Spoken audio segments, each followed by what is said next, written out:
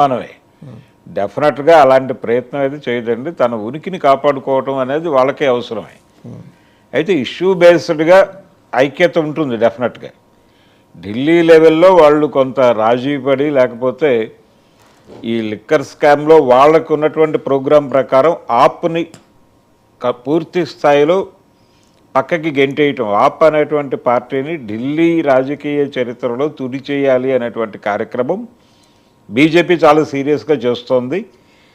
దానికి BRS సహకరించేటువంటి chance ఉంది అని అంటున్న మాటలో కొంత వాస్తవం ఉండే ఛాన్స్ ఉంది. ఓకే, అంటే ఆ మేరకు ఆప్ ఒక ప్రాంతీయ పార్టీ నుంచి జాతీయ పార్టీగా ఎదిగింది.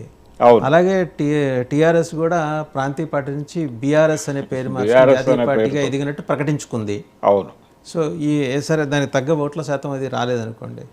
బట్ ఈ రెండు ప్రాంతీయ పార్టీల నుంచి ట్రాన్స్ఫార్మ్ అయ్యి జాతీయ పార్టీలుగా ఎదిగిన వాటి నుంచి బీజేపీకి నిజంగా అంత థ్రెట్ ఉందా? బీజేపీ ఎందుకు అంత సీరియస్గా తీసుకుంటుంది ఈ రెండు పార్టీలని? అంటే బీఆర్ఎస్ని సీరియస్గా తీసుకోవడం కాదండి, బీఆర్ఎస్ని ఎలా కంట్రోల్లోకి తీసుకోవాలి అనేది ఒక ప్రోగ్రాం. అంటే ఇప్పటి వరకు కూడా తెలంగాణలో వాళ్ళు పడుతున్న కష్టానికి వస్తున్నటువంటి సీట్లకి మధ్య బేరీజు వేసుకుంటే ఆ సమన్వయం కుదరటం లేదు అనే అభిప్రాయం బీజేపీ కేంద్ర నాయకత్వంలో ఉంది.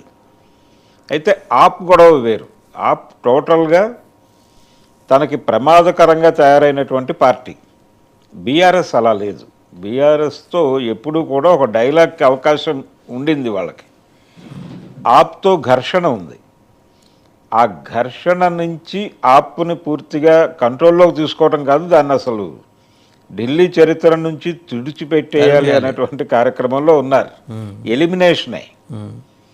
ఆ ఎలిమినేషన్ ప్రోగ్రాంలో బీఆర్ఎస్ని వాడుకోవాలి అని అనుకుంటోంది బీజేపీ అనేది ఒక స్పెక్యులేటివ్ స్టోరీ. ఒకవేళ ఈవిడ్ని అప్రూవర్గా మార్పించి ఆవిడకి తక్కువ శిక్షతోటి ఆవిడని బయటపడేసే కార్యక్రమం జరిగినా కూడా కవితకి లభించే ఉపశమనం ఏంటి చెప్పండి? ఉపశమనం ఏమి ఉండదండి. ఇందులో అప్రూవర్గా మారినటువంటి ఇది కూడా ఉంటుంది. అంటే ఫైట్ చేయలేదు అని. అప్రూవర్కి ఉండేటువంటి గౌరవం వేరు. ఫైట్ చేసి, అంటే కోర్టులో ఫైట్ చేసి తన నిర్దోషిత్వాన్ని నిరూపించుకుని బయటకు రావటం అనేది హీరోయిక్గా ఉంటుంది ఎప్పుడైనా సరే. అప్రూవర్గా మారటం అనేది ఎక్కడో ఏదో క్రైమ్ జరిగింది, దానిలో వీళ్ళ సహకారం ఉండింది, దాన్ని చెరుపుకోవటం కోసం ఒక రకమైన లొంగుబాటుగానే అప్రూవర్గా మారటాన్ని చూస్తారు జనాలు. అంటే క్రిమినల్ కోర్టు పరిభాషలో కోర్టుతో పరిచయం ఉన్నటువంటి వాళ్ళు ఎవరైనా అప్రూవర్గా మారటం అనే దాన్ని ఇలాగే అర్థం చేసుకుంటారు. ఈ ప్రమాదం పొలిటికల్ ఇమేజ్ని దెబ్బతీస్తుంది. పొలిటికల్ ఇమేజ్ని దెబ్బతీయటానికి ప్రతిపక్షాలు, అంటే ఆ పార్టీకి ప్రతిపక్షాలు దీన్ని సీరియస్గా ఎజెండాలోకి పట్టుకొచ్చి చర్చించేటువంటి అవకాశం కూడా ఉంటుంది. కాంగ్రెస్ పార్టీ నుంచే రేపు రేవంత్ రెడ్డి గారే మాట్లాడటం మొదలు పెడతాడు సీరియస్గా. అంటే ఎందుకు లొంగిపోయారో చెప్పండి, మీరు అప్రూవర్గా మారారా మరొకటా అన్నది కాదు చర్చ, మీరు ఎందుకు లొంగారో చెప్పండి, లొంగుబాటుకి కారణమైనటువంటి క్రైమ్ గురించి మాట్లాడండి అని ఆయన అసెంబ్లీలో నిలదీస్తాడు అనుకోండి. ఏ సమాధానం చెప్తారు వీళ్ళు? మేజర్గా బీఆర్ఎస్ చేసినటువంటి ఒక పొలిటికల్ మిస్టేక్ ఏంటంటే లోకల్గా ఇంకొక ప్రాంతీయ పార్టీని బతకకుండా చేసింది అది. దాంతో రెండు జాతీయ పార్టీలు వచ్చి ఇక్కడ గేమ్ మొదలుపెట్టేశాయి. ఏపీలో అవకాశం లేదు. ఏపీలో రెండు బలమైనటువంటి ప్రాంతీయ పార్టీలు ఉన్నాయి. వాటి వెనకాల మాత్రమే జాతీయ పార్టీల డ్రామా నడుస్తోంది. ఇక్కడ అది లేకపోవడంతో బీఆర్ఎస్ని టార్గెట్ చేస్తున్నారు చాలా ఈజీగా.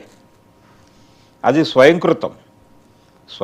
ఇప్పుడు బీజేపీలోకి వెళ్ళిపోయినటువంటి మాజీ టీఆర్ఎస్ అనండి, లేకపోతే బీఆర్ఎస్ అనండి, ఈటెల రాజేందర్ లాంటి వాళ్ళు అక్కడ, అంటే వచ్చే ఎన్నికల్లో ముఖ్యమంత్రి అభ్యర్థిగా ప్రమోట్ అవ్వాలి అనేటువంటి కోరికతో ఉన్నవాళ్ళు ఉన్నారు అక్కడ.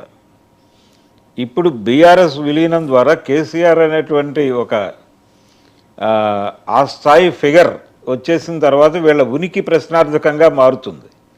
అందుకని దీన్ని వాళ్ళు అడ్డుకోబోతున్నారనే ఒక స్పెక్యులేటివ్ స్టోరీ కూడా వచ్చేసింది మార్కెట్.